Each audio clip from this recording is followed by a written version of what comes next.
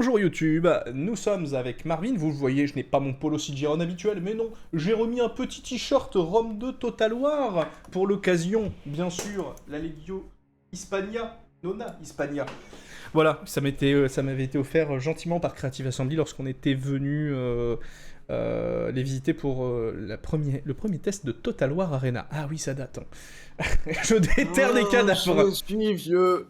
Voilà. Oh là là. On est tous très vieux. Et également, petite info commerciale, mon partenaire Games Planet France me permet de vous offrir 28% sur la clé de Manor Lords si vous ne l'avez pas encore pris et si vous hésitez, ou si vous avez juste pris la décision effectivement de le prendre. Des VOD sont disponibles d'ailleurs sur ma chaîne VOD, lien en description. Eh bien, vous pouvez avoir 28%, là aussi, lien en description pour utiliser mon lien.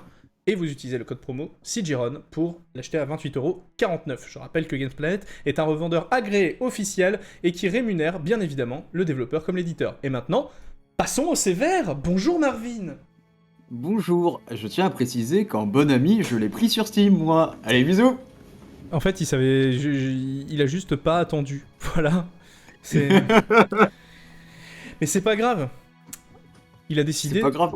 Il a décidé de ne pas économiser, lui. Bon, alors, les sévères, Marvin, est-ce que tu peux juste auparavant te représenter moi, je vais juste faire un petit rappel, parce qu'on a eu un commentaire par rapport à cela. Je rappelle que Marvin et moi ne sommes pas dans la même pièce. Je vis du côté de la métropole de Lille et lui du côté de la métropole de Metz. Je n'ai absolument pas le budget, je ne vis absolument pas de YouTube ni de Twitch.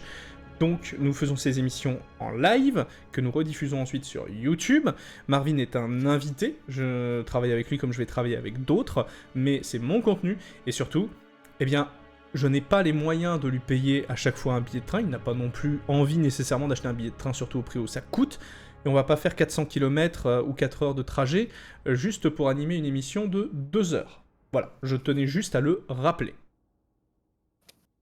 Il a dit Metz, c'est bien. Ah bah oui, non mais à force, je me suis fait dresser. Bonjour Alex, comment ça va? Alors Marvin, je te laisse rappeler ta qualité. Il sait très bien que s'il prononce pas bien, je le tape. Oui. Donc, en tant que bon ancien, pourtant j'ai adoré dire Metz sur mon tout premier Let's Play Medieval 2. Juste pour faire rager les mecs. Je vais te taper. Mais je vais te taper de manière extrêmement violente. Eh ben, vous savez quoi? J'annule le script, démerde-toi. Salaud. Démerde-toi. Tu prends la page Wikipédia des sévères, tu te démerdes ton premier. Alors les sévères. Bon allez. Donc est-ce que tu peux rappeler ta qualité d'invité? Alors bonjour à tous, ici Marvin avec un Y parce que j'en ai plein le cul, tout le monde écrit avec un I dans les commentaires. Voilà, ça c'était gratuit. Je suis l'ami de cet homme ici présent, mais ce qui me donne un peu de légitimité à vous parler d'histoire aujourd'hui, ce soir, c'est que Bibiche, il a fait 5 ans d'études et surtout il est professeur d'histoire. Et que les Romains, ça faisait partie de mon cursus honorum. Donc voilà, j'ai quand même un bagage historique derrière moi, même 6 ans d'université, parce que je l'ai redoublé une, il faut pas le dire. Mais en vrai, c'était bien parce que j'ai pu étudier des nouveaux sujets. Et je tiens également à préciser que tout ce que je vous donne aujourd'hui en information et dans les streams précédents et dans les streams suivants est accompagné d'une bibliographie avec des livres qui peuvent être intéressants que si j'y mets à chaque fois dans la description de la vidéo. Voilà, parce qu'il y en a qui ont posé la question des livres pour bosser par exemple le sujet. Sachez que je en fournis à CJ, qui les met dans la description. Éventuellement, tu pourrais les mettre en commentaire un peu épinglé, j'ai pensé ça aujourd'hui. Tout à fait. Mais voilà. Ça peut être peut-être pour ça. Et on les mettra évidemment également dans la bibliothèque, puisqu'on a une partie culture sur le Discord qui permet de partager effectivement les livres. Donc n'hésite pas à venir à les prendre en photo et à les y mettre. Ça serait avec plaisir. On a un forum bibliothèque qui permet de mettre selon les époques. Voilà, bah écoute, je t'en mettrai quelques-uns en photo que je possède personnellement. Il y en a que je pique dans la bibliothèque universitaire ou dans nos bibliothèques, mais il y en a que je possède. Alors aujourd'hui, on va vous parler donc des Sévères. Ah, une dynastie. Tu sais quoi, le mot sévère, en vrai, t'as fait la blague parce qu'ils sont sévères, mais c'est peut-être pas entièrement faux. Hein, c'est pas entièrement faux, ça peut venir de là, d'accord. Absolument pas, c'est rien à voir, c'est juste pour la blague ça. Ah bon. Non, ça c'est juste pour la blague parce que je me sentais obligé. Mais c'est vrai qu'il tire beaucoup la gueule par contre. C'est Caracalla qui tire la gueule, surtout si tu regardes l'arbre. Effectivement. Mais enfin bref. Donc on s'était laissé la dernière. Il est grumpy de ouf. On s'était laissé la dernière fois avec l'assassinat de Commode. C'est pas de bol, hein. Pourtant c'était une très belle commode. Oui. Et j'arrête les blagues sur lui ensuite. Bon, après, avec un bon et service après-vente, on peut trouver une autre commode. bien sûr, avec le service après-vente de garde prétorienne, on va trouver une autre commode sur le trône. Alors, en parlant de trône et de commode, c'est pas les sévères qui montent sur le trône tout de suite.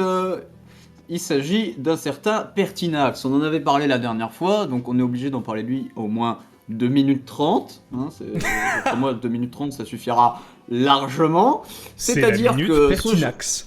c'est la minute Pertinax, exactement. C'est que Pertinax, qui est un peu vieux, qui a quand même fait carrière, hein, de base, n'est pas sénateur, et on en avait parlé la dernière fois avec l'ouverture pour les chevaliers. Vous allez voir que les chevaliers, ils vont faire stonk durant la dynastie des Sévères. Pertinax, on lui dit, allez, prends la poutre, etc. Pertinax, le problème qu'il a, c'est qu'il devient impopulaire en environ 2 semaines, ce qui est un bon score, quand même, hein, on va pas se mentir. Invaincu jusque-là, même par Emmanuel Macron. Ah. Ça commence. On fait pas de politique. Super bien. Politique. Ça commence vachement bien. C'était de belles commodités. Oh là là, les commentaires sont incroyables, j'aime beaucoup. Ah, peut-être Manuel Valls. Est-ce que Manuel Valls l'a battu? Je ne sais pas. Ouais, bon bref, Pertinax, le petit souci, hein, c'est qu'il se fait acclamer par le Sénat, c'est bien, et pour éviter des problèmes avec la garde prétorienne, il leur propose forcément un énorme chèque. Il s'avère qu'il leur dit, de manière très logique et de très rigolote, je vous donne un énorme chèque. Les prétoriens font ouais, ils rentrent au palais, ils ouvrent le coffre et ils voient qu'il y a une mouche. Ça va être compliqué, très rapidement. Il se rend compte qu'il a pas les moyens en fait. Et du coup, il va les revoir. Il fait les gars, Oui. à pas Mouni. Mais non. À pas Mouni. Voilà. Donc, et bon, il essaye de calmer les prétoriens, de les faire rentrer dans le rang. Il s'est dit bon bah quitte à pas pouvoir leur faire un énorme chèque. Pas autant que prévu, on va essayer de les calmer grâce à de l'autorité, de la discipline. Pour les prétoriens, le but. Voilà, Ah bah c'était Pertinax. C'était effectivement la minute Pertinax. C'était bien. Il leur donne du pognon, il leur donne beaucoup de pognon en fait. Hein, et puis il va même tenter de restreindre un peu le train de vie, il va vendre des trucs qui apportent de la commode. Mais bon, voilà, hein, la garde prétorienne toujours déçue, jamais content. Bon bah on va le buter quoi. Aïe aïe aïe. Donc en fait, il leur a promis un giga chèque. Il peut pas leur donner, et du coup il le bute là, ou en fait il va repousser un peu l'échéance en disant non, on va trouver le pognon. D'accord. Ouais, voilà, c'est un peu de temps. Il règne quand même plus que 2 jours, faut pas déconner. D'accord. Hein, enfin, très exactement, il règne 2 mois. Et demi. Ah, c'est bien, c'est beau ça, c'est bien. Précisément 2 mois et 27 jours. C'était Voilà. sûrement dû un challenge, hein. Attends, on va avoir un nouveau challenge, sinon c'est pas drôle. Le Ah. problème. Bon, maintenant qu'on l'a buté lui, on fait quoi? On en trouve un nouveau. Eh ben, on en trouve un nouveau, exactement. Alors, ce nouveau, ça va être Didius Julianus. Encore un règne qui va être vachement long parce que 2 mois et 4 jours. Oh putain, Voilà, attends, 4 jours quand même. Il a tenu un peu plus longtemps. Bah non, parce que l'autre il a fait 2 mois et 28 jours. Ah putain, non. 27 jours, pardon. Donc non, il a perdu. Il a perdu, Didius. Alors le problème, Didius, il a une carrière sénatoriale, tout ce que tu veux. Hein. Je l'ai pas mis parce qu'en fait, on s'en fout un peu des deux là quand même dans les grandes lignes. Il est ultra impopulaire tout de suite. Pourquoi? Parce que les prétoriens vont faire un truc incroyable. Les prétoriens, une fois qu'ils ont buté Pertinax, ils sont en mode bon bah qui on met sur le trône? Parce que le Sénat pense bien, c'est des vieux en toge, ils vont rien faire. Quand Pertinax se fait assassiner, Didius Julianus, hein, où ses tout proches lui disent t'as du pognon, t'as de la moulaga, vas-y tente le coup, tente l'aventure, il va voir les prétoriens, mais surprise, il n'est pas le seul. Il se retrouve face au beau-père de Pertinax. Ah! Ils sont 2 à dire bonjour, on est prêtre empereur. Et là, les prétoriens leur font littéralement, bien sûr, on met le titre aux enchères, alors qui dit plus? Et c'est pas une blague. Ils mettent littéralement le titre aux enchères. Hein, donc j'imagine bien la scène quand même à Rome. J'ai 10 000 sesterces à droite, à 12 000 de Pertinax. Ah, pas Pertinax. On monte les enchères, 15 000 à droite. Oh, finalement j'ai 20 000 à gauche, 20 000, 25 000 à droite, 25 000 une fois. J'ai 25 000 de Papartinax. 25 000 deux fois, 25 000 trois fois, adjugé 25 000 pour Julianus. Aïe, aïe, Et aïe. c'est Julianus qui gagne. Donc Didius Julianus qui remporte les enchères. Voilà, et donc littéralement, alors ça met tout l'Empire sur le cul, le Sénat. Ils disent qu'on a vraiment mis aux enchères la dignité impériale, tellement les prétoriens sont YOLO absolus. Vraiment, c'est une honte incroyable. Déjà pour l'époque, hein, tout le monde dit que c'est honteux ce qui s'est passé, c'est pas possible qu'on en est là, quoi. Oh, c'est terrible. Donc tu penses bien à Didius, il est pas populaire. Pas du tout pour ça. Hein, vraiment. Genre, il se pointe au cirque Maxime, il fait « Je suis le nouvel empereur !» Tout le cirque Maxime. Boum. Alors, c'est une grosse ambiance, hein, tu vois. Casse-toi, laisse les jeux commencer. Alors, l'Empire, il a été mis aux enchères, quoi. Alors, le Sénat, il dit « C'est pas bien », et puis les prétoriens leur disent « On ta gueule ». Et le Sénat, ils font « Bon, ce fut un plaisir ». Ce fut un plaisir. C'est vrai que vous avez des glaives, j'ai une toge. Excusez-moi. Ouais, c'est ça. On avait des petits poignards qu'on s'est servi à une époque. Mais... Voilà. Ce qui casse bien les couilles. Et donc, je te laisse mettre la prochaine diapo. On arrive, tu te souviens de l'année... J'imagine qu'on reviendra à celle-ci. Elle va être très utile, la dynastie des Sévères, c'était pour vous montrer. Elle va être très utile, crois-moi. Tu te souviens de l'année des 4 empereurs? Je te présente l'année des 5 empereurs. Ah, bah oui. Voilà, donc là, tu as les 5. Alors, on a Julianus. D'accord. Si tu regardes Julianus, il est quelque part. Je le cherche en regardant sur les pièces. Ouais, je me demande si c'est pas celui d'en bas, parce que... Non, je crois qu'il était vers la gauche de mémoire. Bon, au centre, c'est Septime Sévère. Ouais. Non, Julianus, il est à gauche, je crois. Ah oui, ah bah non, bon. Moi, je vois Pertinax. Ah oui, mais surtout, ça s'appelait... Bon, bref, on s'en fiche. Ah oui, d'accord. Voilà, hein, parce que c'est un petit peu truc. Alors, donc on a... Mais non, on a Pertinax, je suis con. Bah oui. Il est aussi dessus. Bah oui, vu que c'est la même année. Donc Pertinax, il est au centre, c'est ça? Non, Septime Sévère, il est au centre. Septime Sévère est au centre, ok. Ouais, alors Pertinax, oui, il est en haut à gauche. Pertinax, il est en haut à gauche, ok. Ouais, voilà, et Julianus, il est en bas à gauche. Et Julianus est en bas... Ah oui, il avait une bonne tête, Julianus, putain. Voilà. Alors, le problème, donc on a eu Pertinax, on a eu Julianus.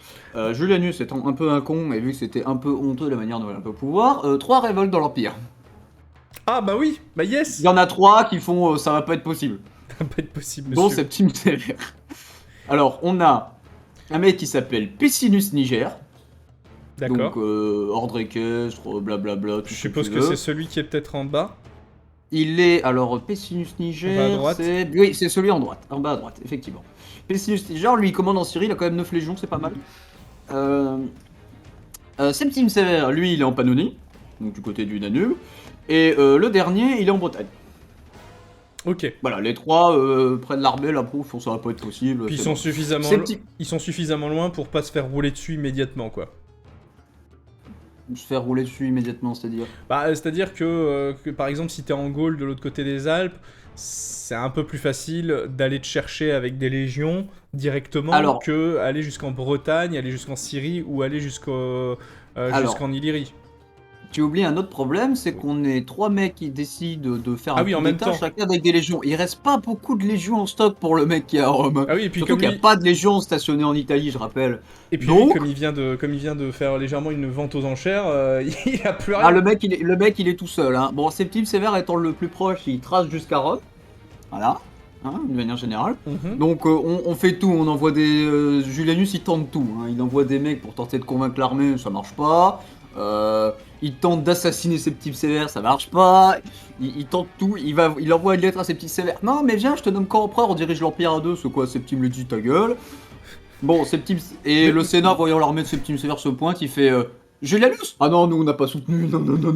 Non, il est ennemi d'État. Oui, le nouvel empereur c'est Septime Sévère, bien sûr. Pas de problème. Message de l'empereur. Sénat... Bonjour, non. Mais c'est moi l'empereur. Plus pour longtemps. Plus maintenant. Voilà, donc ce fut rapide. Hein, et Septime Sévère arrive comme ça au pouvoir assez rapidement. Et du coup, les deux autres? Et du coup, les deux autres. Alors, il y en a un. Septime Sévère est malin en Bretagne. Celui de Bretagne, il est en mode non, mais moi je veux bien négocier. Ok. Et Septime lui dit écoute, je te nomme César, voilà, un petit peu mon bras droit et tout. Alors attends, parce que c'est Septime Sévère, du coup, c'est celui qui était du côté du Danube, si je comprends bien. C'est ça. Ok. Donc celui en Bretagne, effectivement, il est un peu loin, donc il va accepter le deal de... Et il est prudent. Tu vois, il dit attends, j'attends de voir quand même. Hmm. Tu vois. Les cohortes urbaines, elles font quoi elles font rien. Elles restent à Rome, elles font... Ok. Non, les cohortes urbaines, concrètement, elles servent surtout de pompiers en fait. C'est pas des vraies troupes, il n'y a pas de vraies troupes militaires dignes de ce nom en Italie et à Rome, à part les prétoriens. D'ailleurs, c'est un peu comme nos pompiers, parce que nos pompiers font partie de l'armée, mais techniquement, ils sont certes, il me semble qu'ils sont formés à manier les armes, mais non, ça je sais pas, je m'y connais pas. Je suis pas sûr, mais voilà. L'Italie, il n'y a pas de légion stationnée, il n'y a pas de troupes militaires dignes de ce nom, il y a vraiment que là, à part les prétoriens qui sont les seuls en armes dignes de ce nom militaire à avoir non seulement se balader un peu en Italie comme ils veulent, mais à Rome. Voilà, c'est les seuls. Donc disons que les mecs ont un peu quartier libre dans Rome, quoi. Bah non, je suis même pas sûr que les pompiers puissent apprennent à manipuler des armes pour le coup. Donc et puis les cohortes urbaines en général se touchent la nouille face aux prétoriens. Bref. La marche aussi, on dirait ils mettent les PV aux charrettes, c'est ça. Oh, votre charrette pas réglementaire là. Bref, une roue carrée. Septime Sévère, donc, quand il apprend tout ce bordel, etc., il se fait acclamer par son armée, il arrive à Rome, tout ça, et Titus Julianus se fait assassiner par un prétorien. Comme quoi, on revient vite à la base. C'est ça, la base. Septime Sévère fera également buter l'autre qui avait tenté aux enchères, faut pas déconner. Oui, bah, et Sévère pas con, Septime pas con, il va voir les prétoriens. Il leur dit les gars, pas de soucis, vous aurez un chèque. Regardez, j'ai l'armée avec moi. Moi, je suis plutôt côté militaire. Bisous. Moi, je dis gros banquet pour faire la teuf. Alors, les prétoriens tout content. Il organise la nuit des couteaux qui arrive. Exactement, mais voilà. Donc, ils font un grand banquet avec les prétoriens. Et Vlatipa que t'as les troupes de Septime Sévère qui débarquent, qui désarment tout ce beau monde et il fait allez hop, vous êtes tous virés. Ah, il les vire juste. Oh, ça va, il est gentil, hein, parce que... Ouais, on va pas commencer mes 2 premiers jours par un énorme massacre dans les rues de Rome, quand même. Ah, je les aurais exec, moi, putain, attends, ouais, c'est chaud. Ouais, mais pas con. C'est qu'il remplace les prétoriens, toujours par des... il continue avec les prétoriennes, par des hommes à lui venant de Pannonie. Et déjà, là, on a un premier changement. Merde, je suis pas millionnaire. On a un... Premier changement, c'est que la garde prétorienne était composée d'Italiens ou de Romains. Pour la première fois, ce n'est pas le cas. Septime Sévère change le truc. Et là, on va venir sur une optique qui va caractériser les Sévères, c'est que l'Italie et Rome, on va lui dire merde. C'est vraiment le début de la perte du pouvoir de Rome et de l'Italie et du Sénat. On va y revenir. Mais les Sévères, c'est commence à être la vraie transition pouvoir impérial, Rome, l'Italie, le Sénat. Voilà. En fait, ils vont délocaliser, en gros, cette dynastie-là va délocaliser le pouvoir de l'Italie et de Rome et va plutôt le porter... Alors, elle va pas le délocaliser parce qu'elle souhaite quand même Rome, mais elle va lui enlever son exclusivité. L'Italie avait pas mal d'avantages, le fait qu'il n'y ait pas de légion stationnée, tu vois, il y a toutes sortes d'avantages. Ce à quoi les Sévères vont dire, vous êtes comme le reste de l'Empire, j'en ai rien à foutre. Non. Ok. Donc c'est tout doucement le basculement, et sur le long terme, on y reviendra, mais c'est avec la crise du siècle, on va délocaliser le pouvoir. Rome, ça devient une option. Comme on dira plus tard, Rome, c'est là où se trouve l'empereur. Tu vois, ça c'est une phrase qui sera utilisée plus tard, qui n'est pas encore vraiment en vigueur à 100% en ce moment-là, mais qui commence à apparaître. Ce qui est marrant, c'est parce que ça correspond un petit peu à ce que feront les rois plus tard quand ils se déplacent. Totalement. Avec l'absolue intégralité de leurs meubles, etc. Et au final, le royaume est là où est le roi, quoi. C'est ça, tout simplement. C'est quand, par exemple, Trèves, situé près du Rhin, du coup, qui va être souvent squatté par les empereurs, parce que c'est souvent la mer sur le Rhin, devient une capitale impériale. Donc aujourd'hui, il y a énormément de monuments romains. Pourquoi ? Parce que les empereurs romains, ils squattaient. Et la capitale impériale était plus là-bas, quoi. Mais avec la crise du IIIe siècle, tu vois, c'est encore plus violent. Bref. Donc, Septime Sévère, bon, il arrive à calmer celui en Bretagne, il va aller péter la gueule à l'autre quand même. En Orient, faut pas déconner. Surtout que l'autre en Orient, il est un peu soutenu par les Parthes. Donc, Ah, et j'ai plus de des son, copains. et ça m'embête, mais ne t'inquiète pas, le son va vite revenir quand le chat qui est à côté de moi, voilà, m'aura laissé rebrancher mon casque. Donc il est soutenu par les Parthes, Septime Sévère le bat, Ok. faut pas déconner. Et d'ailleurs, on va entendre parler d'une ville sur laquelle on reviendra, Byzance. Ah, tiens donc. Byzance va soutenir Alors, le mec d'Orient. bah, c'est cool, mais on va juste faire une petite pub, du coup, puisque on a... Enfin, on va juste faire une petite pub, on va laisser le temps, parce qu'il y a une pub sur Twitch qui vient de se lancer. Donc on va attendre un petit peu de temps. Hop. Et ça sera une très bonne introduction ici, en fait, pour... Hop, attends, je leur dis pub, donc on vous respecte. Donc, dites-nous quand elle est passée. Et on reprend. Et donc nous, en fait, on va arrêter ici, parce que c'était une très belle intro à l'accession au pouvoir des Sévères, quelque part. Ouais, j'avais pas fini, mais Ah bah, ok, d'accord. Ah oui, parce que tu vas devoir justifier qu'il va lui péter la gueule. Ah. ouais. Et je dois parler de Byzance, je dois parler de mes parts vite fait, je dois parler de l'autre en Bretagne Oh, encore. putain, la C'est vache. pas encore fini. Ah Il ouais. est pas spécialement Il est pouvoir pas à 100% spécialement encore empereur à l'époque, le loulou. Bah, il est empereur, mais il a 2-3 trucs à régler quand même avant d'être tranquille. D'accord.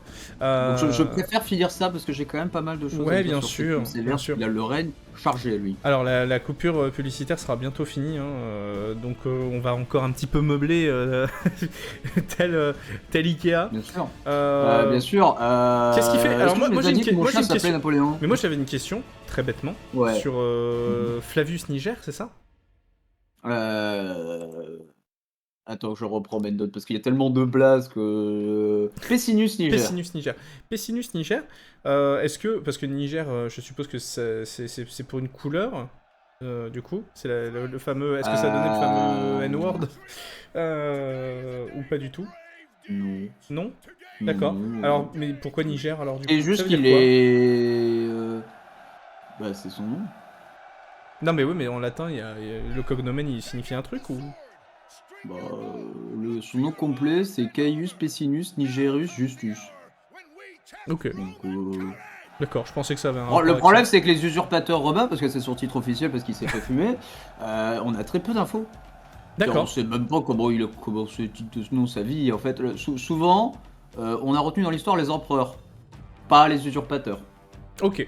Alors, à part 3 pièces et leur existence dans 3 sources antiques.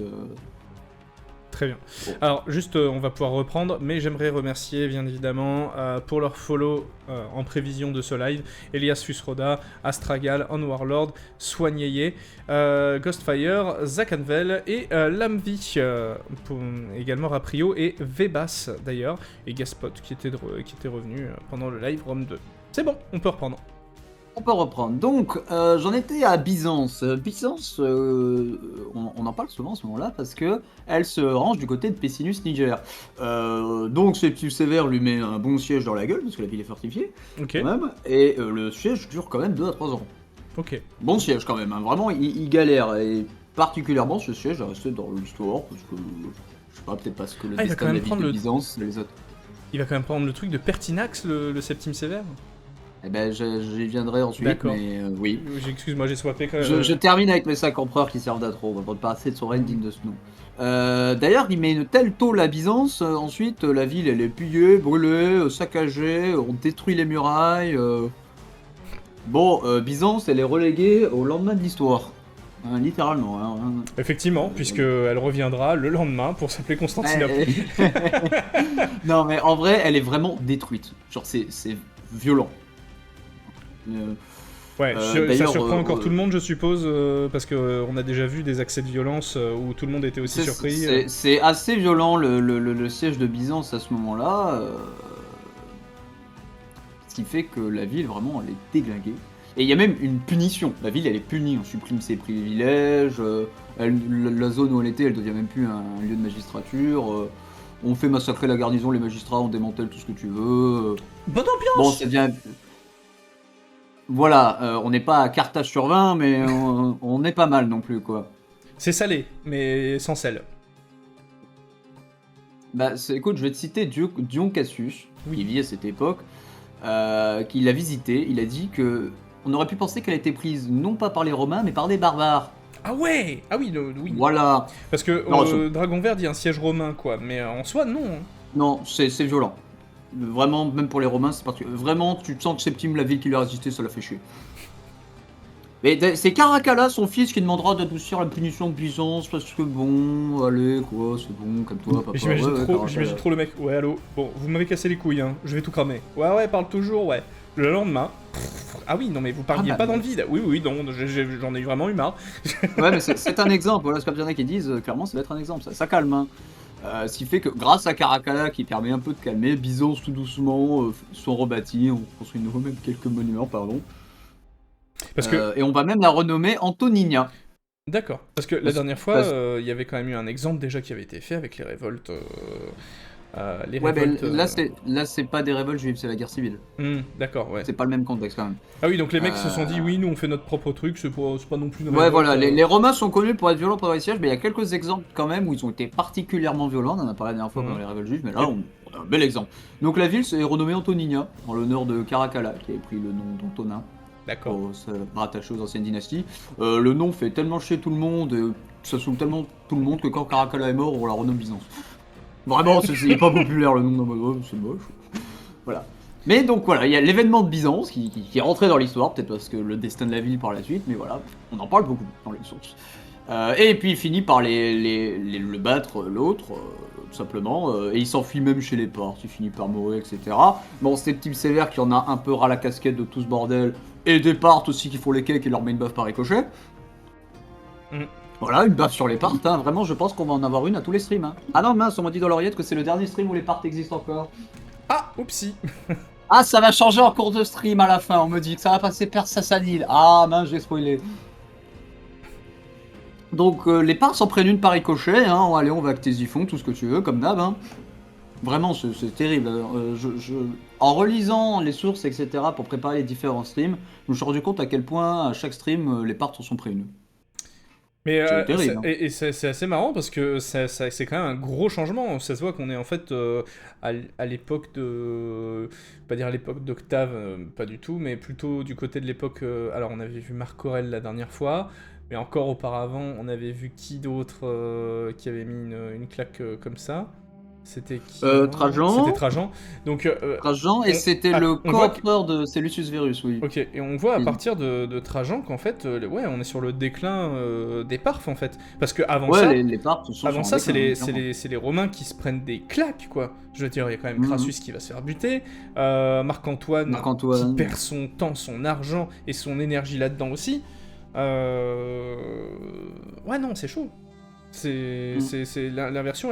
Est-ce que la Légion avait déjà commencé à évoluer? Est-ce qu'ils niquaient les tactiques Parfs ou c'est vraiment les Parfs qui se sont retrouvés En fait, le problème c'est que les Parfs se prennent des baffes par ricochet tous les deux empereurs. Ouais. Et c'est compliqué de s'en remettre, en fait. Surtout qu'ils ont des troubles internes et en fait ça va leur être fatal. Hein. Là, on va en parler durant le stream parce que ça va arriver durant la période des Sévères où l'Empire Parthe va s'écrouler, remplacé par les Perses Sassanides. Ok. Qui eux seront un peu plus vénères, un peu plus stables par contre. Mais beaucoup plus vénères surtout. D'accord. Ils sont beaucoup plus bellicistes, les Perses, mais on y reviendra après.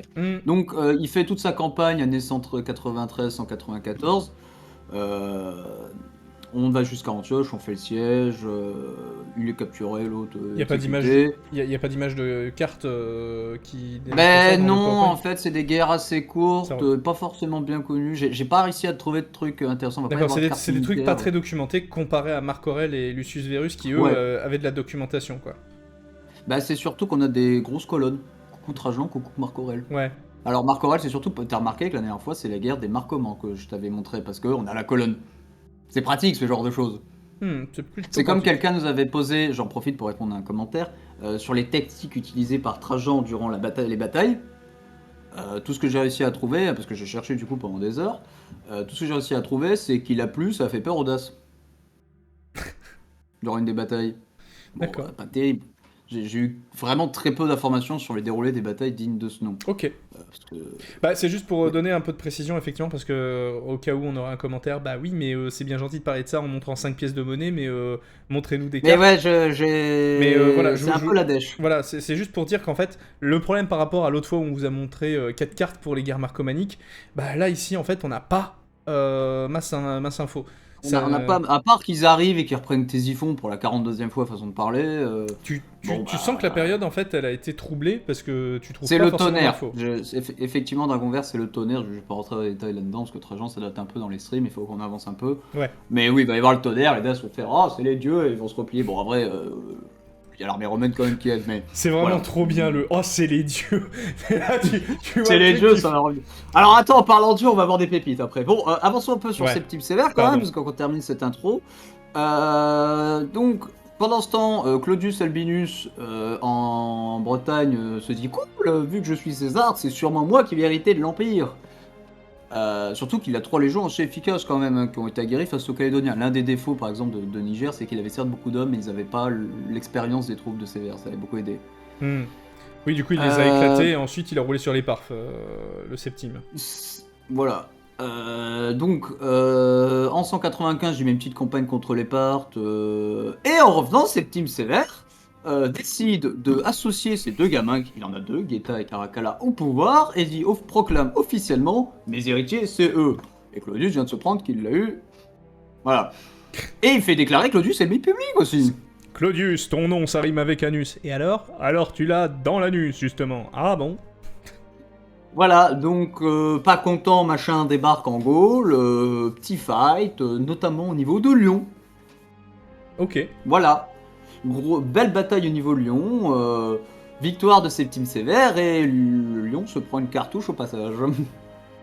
C'est à ce moment-là que commence le déclin de Lyon comme capitale des Gaules, Lugdunum. On estime qu'il y a peut-être environ 5000 personnes qui ont été butées, ce qui est Oui. pas mal. Parce que jusqu'ici, Lutèce, vous êtes gentil, mais lol. Lutèce existe, mais Lutèce c'est loin d'être Voilà. la ville qu'elle va être par la suite Paris. Hein. Pour me citer encore moi, parce que j'adore, par exemple, ben, c'est aussi peuplé que Paris à l'époque. Mais oui, on le dit pas assez.